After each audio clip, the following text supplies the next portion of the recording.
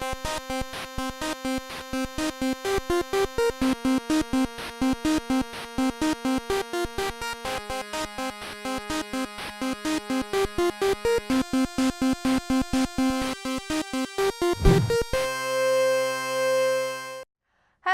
and welcome to Gentoo. I'm Mackenzie Doherty, and this is your source for all things video game and tech related. Let's start things off with this week's up-and-coming releases. You can look forward to seeing these titles and many more released throughout the month on your favorite platforms. We've got a lot of releases this week, so let's dive right in. This week's releases are Gran Turismo Sport for the PS4, October 17th. WWE 2K18 for the PS4, Xbox One, October 17th. Rogue Trooper Redux for the PS4, Xbox One, and PC, October 17th. South Park: The Fractured But Whole for the PS4, PC, and Xbox One, October 17th. Age of Empires Definitive Edition for the PC, October 19th. Fire Emblem Warriors, Nintendo 3DS and Nintendo Switch, October 20th. Siberia 3 for the Nintendo Switch, October 20th. These games and many more will be releasing throughout the month, so be sure to keep an eye out for them. Up next, check out what happened with. Hey everybody, it's Nathaniel and welcome to What Happened With, and today we're looking at what happened with Wolfenstein: The New Order and why the game is getting a sequel this month. Wolfenstein: The New Order is a first-person shooter that came out in 2014, produced by id Software and published by Bethesda. The game itself has you following the story of Captain William B.J. Blazkowicz in an alternate history where Nazis won the Second World War due to their technological superiority. Part of the game's success was because it was a reboot of the 1992 Wolfenstein 3D, which some consider to be the first ever first-person shooter. The game really stuck to its roots. For example, instead of being able to hide behind cover after getting shot and waiting for your health to come back, as is the staple in modern shooters, you are forced to pick up health packs and use armor to ensure that you survive the level. Along with old-style game tropes, the game layers in some modern shooter sensibilities. There's a cover system, stealth segments, and even a perk tree that gives you tiny bonuses as you complete challenges throughout the game. The mix of old-style gameplay and newer game staples made this game a hit. So why is the game getting a sequel? Well, Bethesda saw that the public really liked this game, and some people even wanted more games as a part of the Wolfenstein franchise. So, what is there to like about the game itself?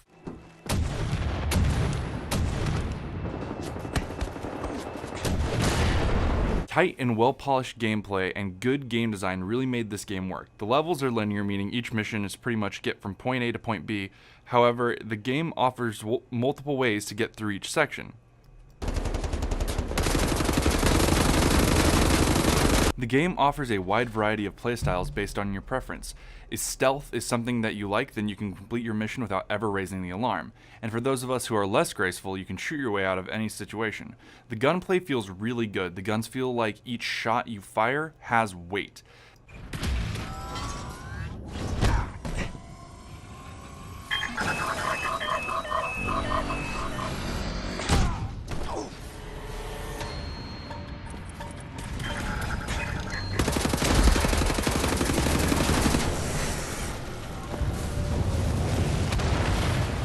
That, coupled with a supernatural ability to dual-wield any weapon you find, makes it fun to run and gun through each level.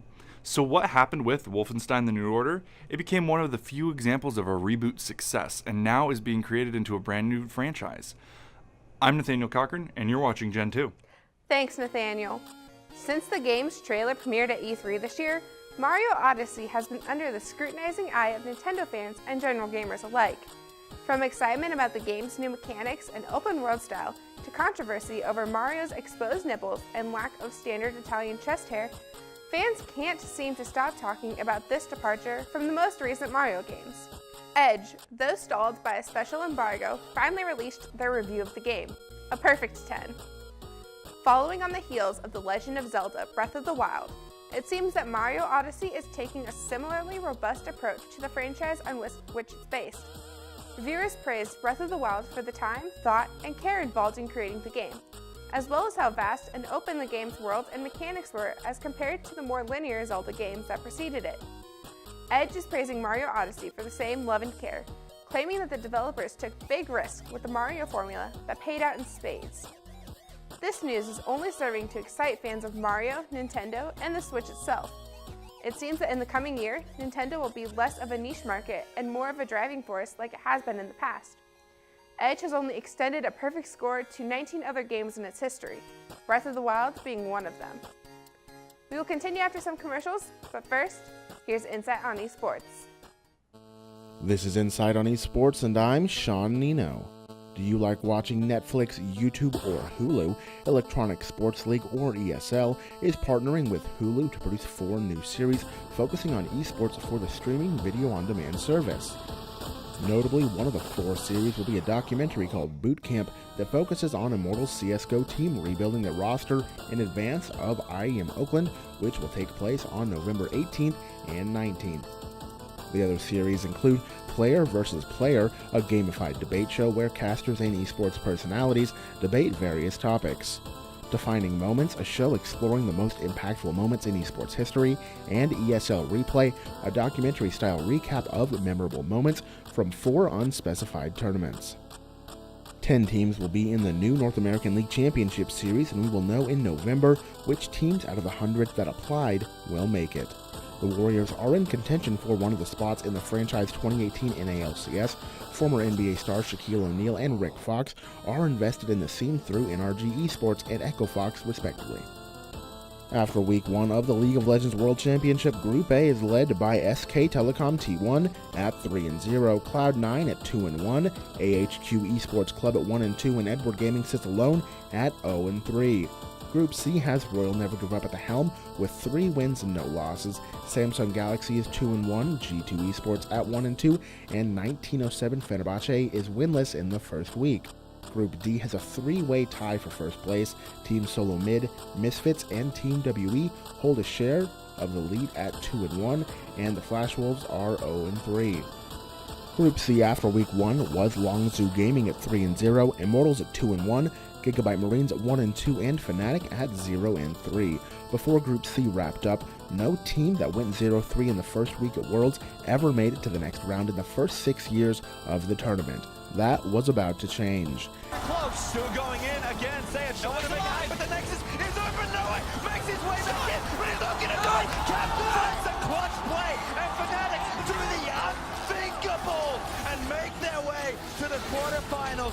Still close, Optimus forced the shockwave, the wave it has to go in, and there it is!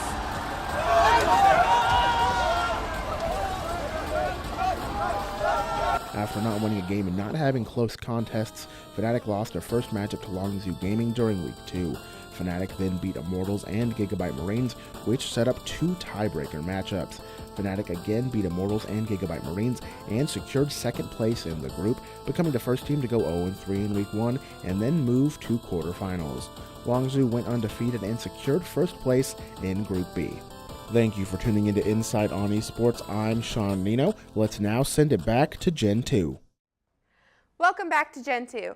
I'm your host, Mackenzie Doherty, and you just saw Insight on Esports. Now it's time for NWIRL, where we'll take a look at some of the nerd culture right here in Maryville. Hello and welcome to NWIRL. I'm Justin Wood, and this is the show where we meet you, the nerds, right here on Northwest Campus. Let's jump right in to meet this week's featured nerd.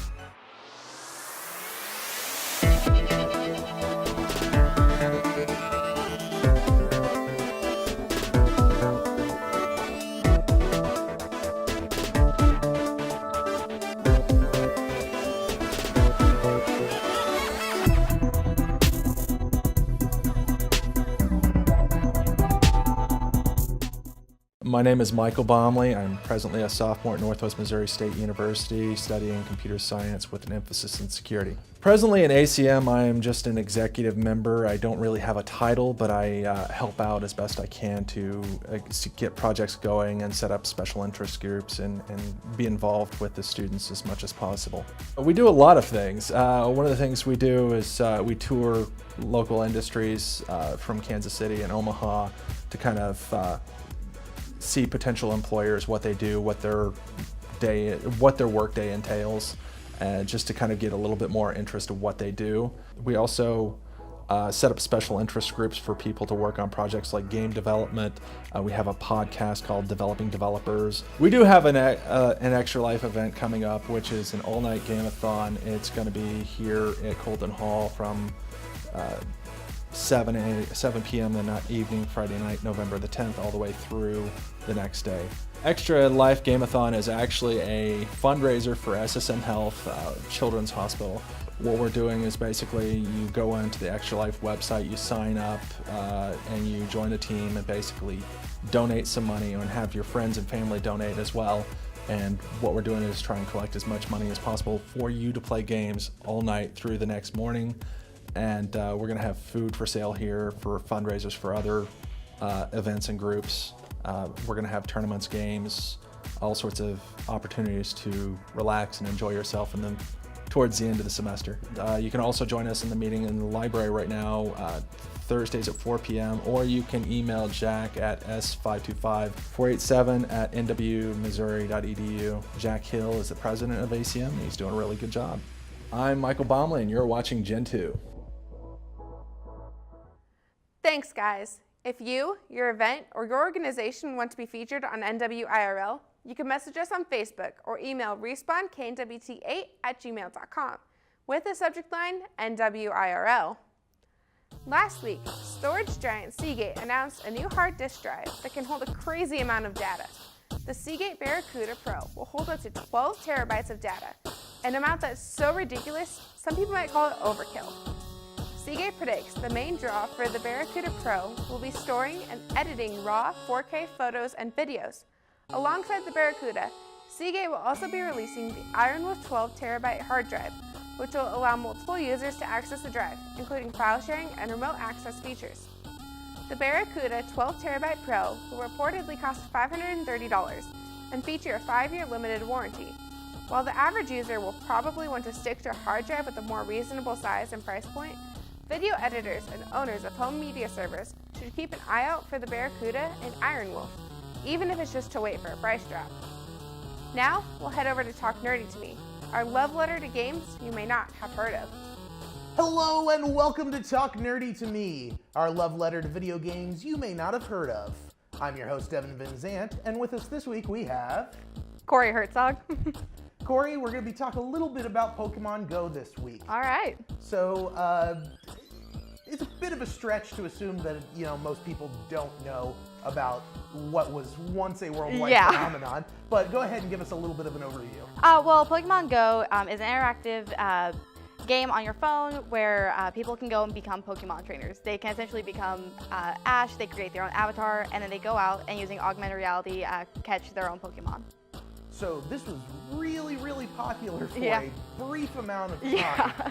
Can you explain a little bit about why, this may not be quite as relevant anymore? Yeah, people just got bored. In this day and age, if things aren't, staying up and fast paced, then they just kind of fizzle out.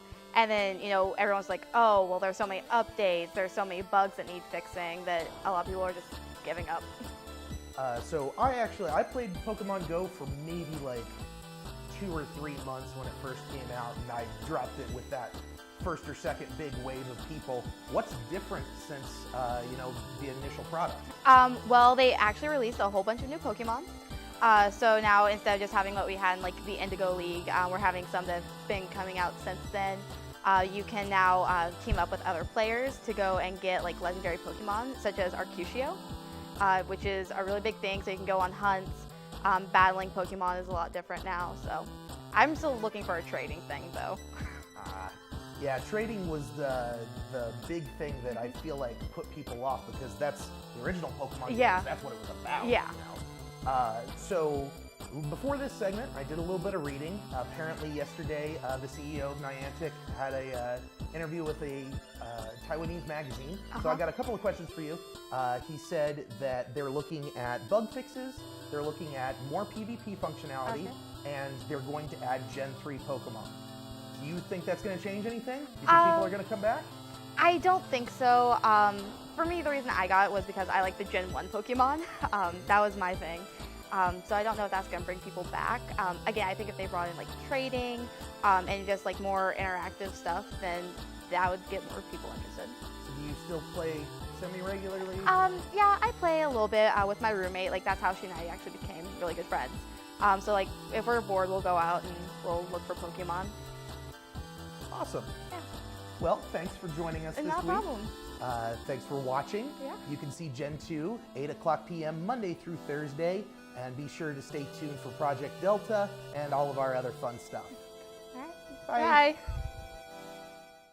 Hello and welcome to Project Delta. I'm your host, Justin Wood, and I'm here today with... I'm Nathaniel Cochran. And what are we playing today, Nathan? We are playing Wolfenstein: The New Order. All right, why are we playing that today?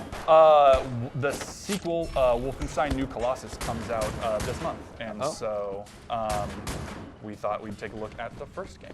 All right, so what are you looking forward to most in the new installment? Honestly, continuing on a pretty interesting story mode. I mean, it's a video game story mode, so there's not a lot of depth, but continuing on with a cool, just fun. I just want a newer game because as of now, I've beaten this game already, and I want to keep playing it because it's a good game. Okay. Are there, what are you looking forward to most in the next game?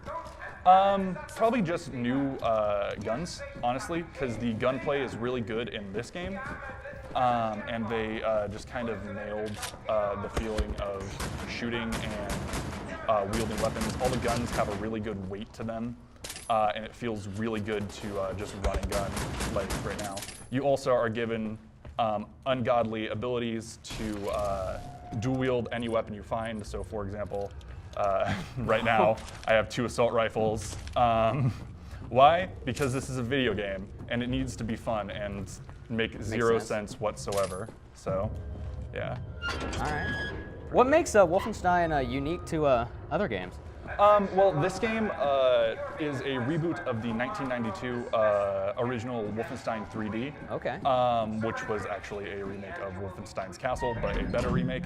And it basically keeps old shooter tropes like health packs, armor, eating chicken to get health back, et cetera, having crazy amounts of guns for whatever reason that you can all carry on your person, even though it's physically impossible. With modern shooter sensibilities, I'm gonna die here, but no, Dad, leave me alone. Help, help. Okay. Like, for example, if I was being smarter, I could equip a silencer to this pistol and sneak my way through the submarine better than if I, right now. Well, it happens. Yeah, exactly. I'm gonna die. But it, you know, it added in some things that weren't in the original games, and so it's extremely interesting to see the change compared to more modern shooters where you get shot for 3 seconds, and in the name of realism, you know, you don't have to pick up a health pack or anything. Yeah. But also, you're able to health pack right there. Speaking of, you're able to then duck behind cover and be able to heal yourself when that's not really physically possible because your body can't push the bullets out of your body. So it's a nice mix of old and new. Oh my gosh, die. Where I don't see that in a lot of shooters, and I very rarely play shooters, so this is a very good shooter for me. All right, I gotcha. What weapons on this game are your favorite to use? Honestly, it's been growing on me. This one right here, I think it's the Laser Waffen or whatever. It's German, as is everything. Yeah, I gotcha. I like the assault rifle. The only problem is ammo is a thing, and I run out of it frequently. So like right now, since I used the dual assault rifle, I didn't have a lot of ammo for it, but now I have more ammo for it, and I go back to using it. Oh, just died. That's great. But yeah, it's fun. It's a good time where guns are concerned, just because each gun gets at least one upgrade through the game. So, for example, the assault rifle gets a rocket launcher, like so. That's handy. Yeah, and then like the sniper rifle turns into a plasma rifle, Yeah. like some insane stuff. And so even though I've been using these guns for a majority of the game, it feels completely different once I get that upgrade. And then the plasma rifle that I have, not the plasma rifle, but the like laser rifle that I have actually turns into like something pretty decent at the end of the game. And so you're usually using it in the boss fight, and it has multiple uses. You actually use it as like a laser cutting tool, which is pretty fun. That's pretty cool. It's not like, you know, super great. I'm gonna grab that armor. For damage, but you know, it never runs out of ammo, and it makes me feel better having it than not. Yeah. I've come to realize that it's my handy dandy notebook in that regard, where I definitely need it. Oh, for example, speaking of it being a laser cutter, cut a hole in the box right here. Oh, dude, look at that. Yeah. So many puzzles to solve like this. It's not really a puzzle. Yeah. It's fairly simple. Go collect this, bring it back here, put it there. Go collect that, bring it back here, put it there. Oh, I have the rocket launcher out still. Well then. But yeah, it's a pretty fun game. I think that when it first came out, there were back in 2014, there were some issues with it. Gosh, I keep dying. There were some issues with the release. People didn't really care, but then they released a DLC. I want to say it was the old something. I can't remember now. But they released a DLC that got people to buy the game, and it actually like picked up sales. And that DLC is the reason why we're getting the new game today. Okay. So. Okay, cool. Yeah. It's a good time, really. All right. Right? These guys are my least favorite because they're not as hard as like the biggest enemy, and they're not as easy to kill as the weakest enemy. They're just annoying enough to be really, really frustrating to fight. The reason I didn't originally beat this game, like why I quit, is because I just kept getting killed by a dude with a rocket launcher again and again. I was like, can you stop, please? And finally I got past that part, but it actually made me put the game down for a while. Yeah, sometimes you gotta do that.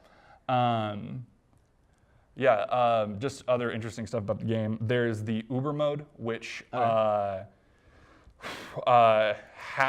the health items that you have on normal are not there. Half the armor that you have on normal isn't there. So it's very much like that health pack might not be there. This piece of armor might not be there.